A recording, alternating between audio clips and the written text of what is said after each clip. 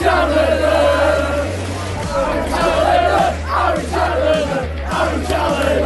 foot to top. Doncaster Rovers have done it.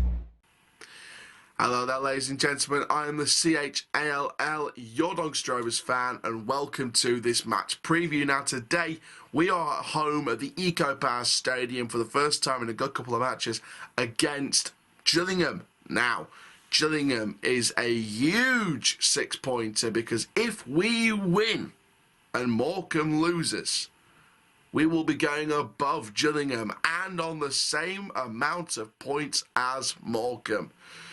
What did I say for months? If we stay up, it's a huge wake-up call to the board and everyone who makes decisions at the football club. If we go down, we have to learn from this with a fresh approach. What did that fan blog say in the last daily report a couple of videos ago? A fresh approach is needed. If there is no fresh approach from the club's owners, the brutal, honest question is, why can't they phone up for buyers and go? If there's no fresh approach, or if there's no fresh buyers, why don't they bring people to the club who may be interested, who may want to hear more about the club and try and get them interested? Because at the end of the day, if you're not going to bring a fresh approach to the club, what are you still doing owning the club in the first place? And I actually had a great discussion with a fan outside the ticket office this morning. Well, not this morning, sorry, I mean yesterday morning. And I was talking to him, and he said about John Ryan and how, you know, he stepped down and, you know, the current owners didn't really know. You know, he said to me, in his opinion, he feels that the current owners sort of didn't really want to push the club forward. Why did they take over in the first place? I think that's a very interesting question. If anyone knows the answer, comment down below. But, you know, I had a great discussion with him and the way the club's going, etc. But, you know, I thought I'd bring up that little discussion. If you know who you are and you find this, shout out to you because you're a great guy. But he sort of had a great discussion about how the club's going and what direction the club needs to go in and how to get fans' bums on seats and etc. So, you know, it was great speaking to him yesterday. And, you know, this is one of those games that could create a bit more of a positive atmosphere. You know, it's a huge 6-pointer. Gillingham, you know, if we beat them and Morecambe lose, we go ahead of them. We go on goal difference behind Morecambe.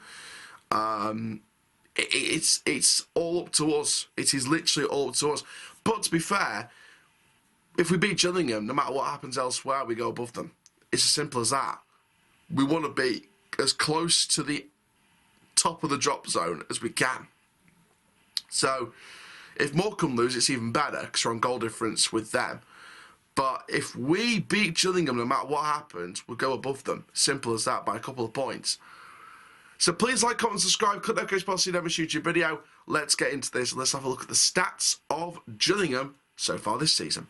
So some very interesting stats to point out here. 6 red cards for Neil Harris's side.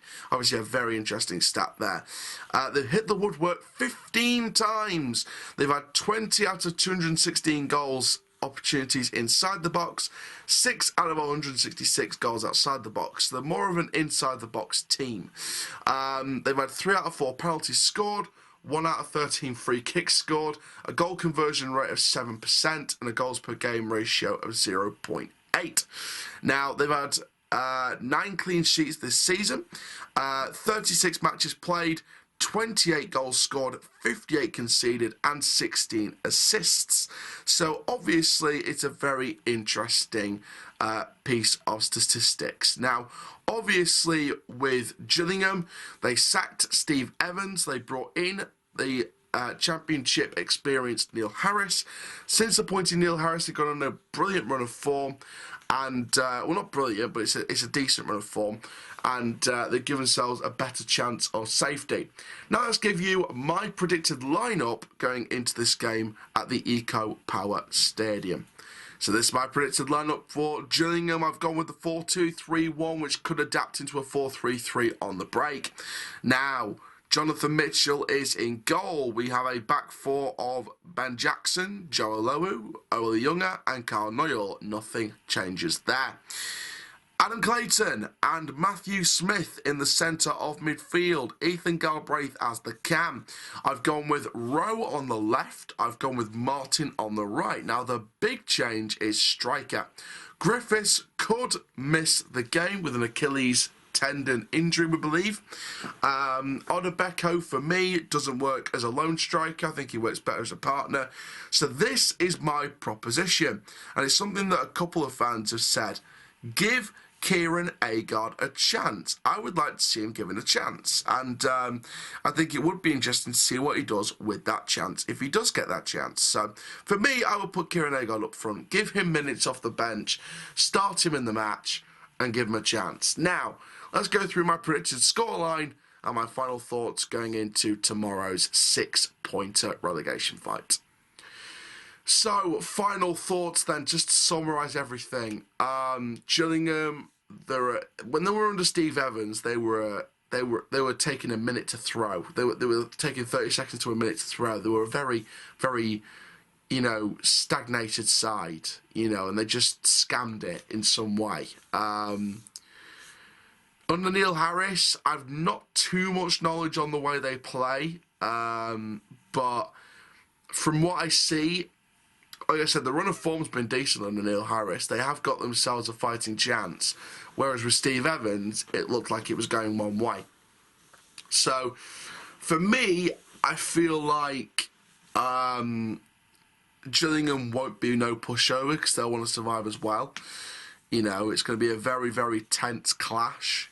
And especially with the way we've been playing. I mean, you look at the way we played against Cheltenham when we lost 4-0. We were playing survival football. We were playing budget Burnley football. And I feel like Gillingham's going to be an interesting proposition. In terms of predicted scoreline, I don't think we'll lose this one, but I really don't know if we'll win this one. I'm going to go for a 1-1 draw. I hope I'm wrong. I hope it's 3 points, but I'm going to go with a 1-1 draw. So there we go, guys. Thank you very, very much for watching this video. Make sure you do like, comment, subscribe. And for now, I'm the CHALL. Please like, comment, subscribe.